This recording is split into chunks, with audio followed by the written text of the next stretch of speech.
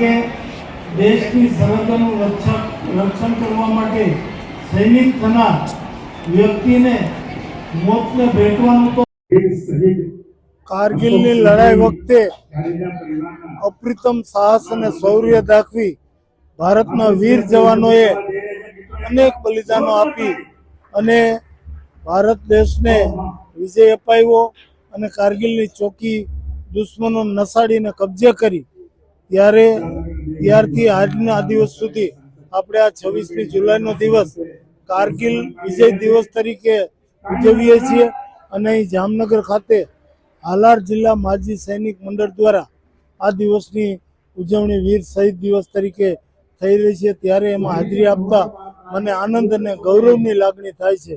આપણી ફરજ છે કે આપણા દેશની સીમાઓનું રક્ષણ કરતા, આપણી સ્વતંત્રતા અને સાર્વભૌમત્વનું રક્ષણ કરતા જાનની બાજી લગાવી અને આપણા દેશની સીમાઓનું રક્ષણ કરતા આ સૈનિકો કે જેઓ વીરગતિ પામ્યા છે તેઓની યાદ આપણા હૃદયમાં રાખવી જોઈએ। એના પરિવારોને પણ આપણે હૂંફ અને સાંત્વના આપવી જોઈએ અને હાલાર જિલ્લા માજી સૈનિક મંડળ દ્વારા આ કાર્યક્રમ એના માટે યોજવામાં આવ્યો છે। આ કાર્યક્રમ બદલ હું હાલાર જિલ્લા માજી સૈનિક મંડળના હોદ્દેદારોને ખૂબ ખૂબ અભિનંદન આપું છું અને જોવા મળતી આપણા સૈનિકો બતાવી રહ્યા છે। મારું નામ ભરતસિંહ જાડેજા, હાલાર જિલ્લા માજી સૈનિક મંડળ। આજે કારગિલ વિજય દિવસ 26 વર્ષ પૂરા થયા। દેશની શહાદતને કેમ ભૂલાય?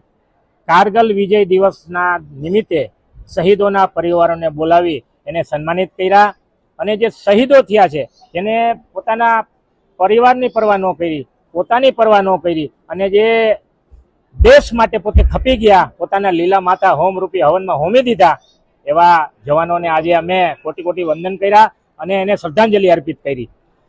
અને આપ જોવો છો કે બોડી સંખ્યામાં માજી સૈનિકો અમારા પધાર્યા હતા આ કાર્યક્રમમાં અને ખાસ કરીને સાંસદ શ્રી પૂનમબેન માડમ પધાર્યા છે, રાઘોજીભાઈ પધાર્યા છે, રેવાબા પધાર્યા છે અને મેયર શ્રી આવ્યા છે।